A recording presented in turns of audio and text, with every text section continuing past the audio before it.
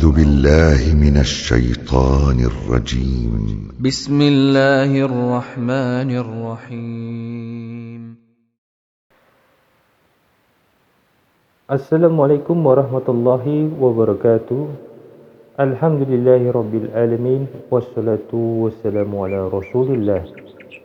Kaum muslimin yang dirahmati Allah, semoga kita semua selalu dalam keadaan sehat walafiat, diberikan rezeki yang berkah, dan dimudahkan segala urusan, dan dimudahkan kita untuk selalu mendekatkan diri kita kepada Allah Subhanahu wa taala. Pada kesempatan kali ini kita akan berbicara tentang ruqyah. Apakah ruqyah itu? Ruqyah adalah doa memohon perlindungan yang dibacakan untuk orang yang sedang sakit seperti demam, kerasukan atau penyakit lainnya. Ruqyah termasuk bagian dari doa, hanya saja umumnya dalam bentuk memohon perlindungan dari gangguan sesuatu yang tidak diinginkan, baik penyakit batin atau fisik. Karena itu, kalimat yang dibaca dalam ruqyah sifatnya khusus, sementara doa lebih umum, mencakup semua bentuk permohonan. Ruqyah adalah lafaz khusus yang diucapkan dengan niat mengucapkannya untuk kesembuhan dari penyakit dan segala sebab yang merusak.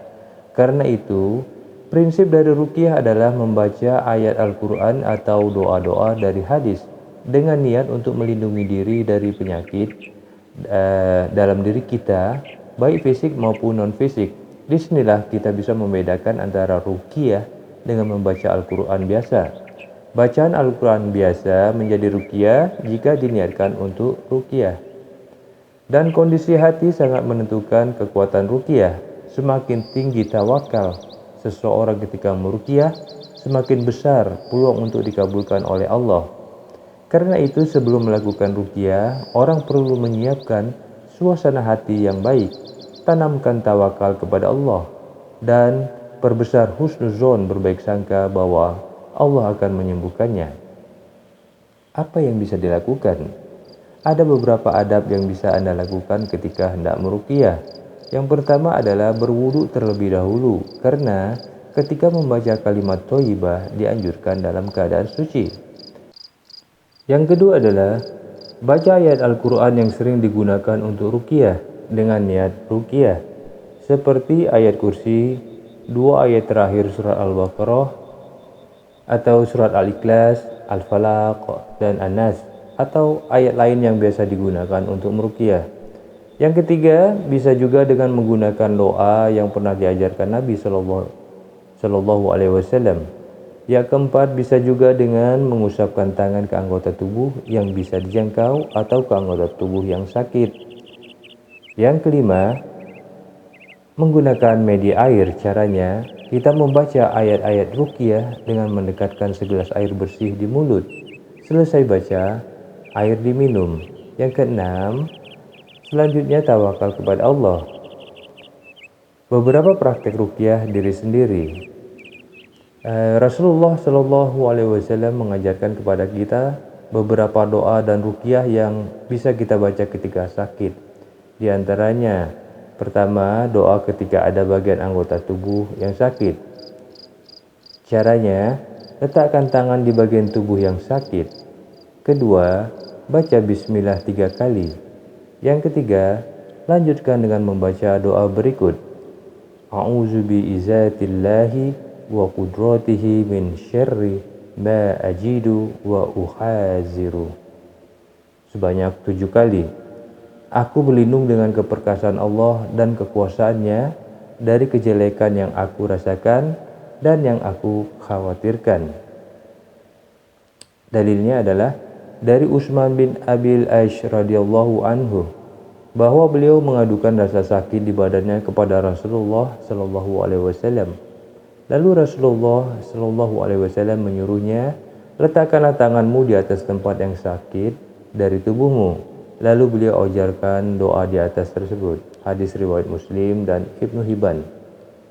Kedua, ruqyah sebelum tidur. Gabungkan 2 telapak tangan, lalu dibacakan surat Al-Ikhlas, Al-Falaq, dan An-Nas lalu tiupkan kedua telapak tangan.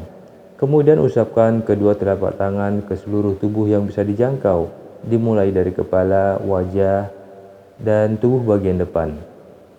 Kemudian diulang sampai 3 kali. Ini berdasarkan hadis dari Aisyah radhiyallahu anhu yang menceritakan kebiasaan Nabi SAW sebelum tidur. Hadis riwayat Bukhari dan Muslim. Ketiga, ruqyah ketika terluka. Ambil ludah di ujung jari, kemudian letakkan di tanah. Selanjutnya letakkan campuran ludah dan tanah ini di bagian luka sambil membaca, Bismillah, turbatu ardina birikati ba'dina yushfa sakimuna bi izni rabbina. Dengan nama Allah, debu tanah kami dengan ludah sebagian kami, semoga sembuh orang yang sakit dari kami dengan izin Rabb kami. Hadis riwayat Bukhari dan Muslim. Mencegah lebih baik daripada mengobati. Teori ini berlaku umum baik dalam ilmu medis konvensional maupun ilmu medis nabawi. Rasulullah SAW lebih banyak mengajarkan kepada umatnya untuk lebih banyak berzikir, merutinkan zikir dalam setiap keadaan, terutama setiap pagi dan sore. Banyak di antara doa dan zikir pagi sore yang dijadikan sebab untuk mendapat penjagaan dari Allah dari setiap gangguan makhluk yang kelihatan maupun yang tidak kelihatan. Karena itulah di 2 waktu ini Allah memotivasi kita untuk memperbanyak berzikir. Allah peringatkan Nabi kita Muhammad SAW untuk selalu istighfar dan banyak berzikir setiap pagi dan sore. Mohonlah ampunan untuk dosamu dan bertasbihlah seraya memuji Tuhanmu pada waktu petang dan pagi. Quran Surat Ghafir ayat 55. Allah juga perintahkan Nabi Zakaria untuk rutin berzikir setiap pagi dan sore. Perbanyaklah berzikir menyebut nama Rabbmu dan sucikan dia setiap sore dan pagi. Quran Surat Al-Imran ayat 41. Allah juga memuji orang yang rajin berzikir dan berdoa setiap pagi dan petang. Bersabarlah kamu bersama-sama dengan orang-orang yang menyeru Tuhannya di pagi dan senja hari dengan mengharap wajahnya. Quran Surat Al-Kahfi ayat 28. Wallahu a'lam.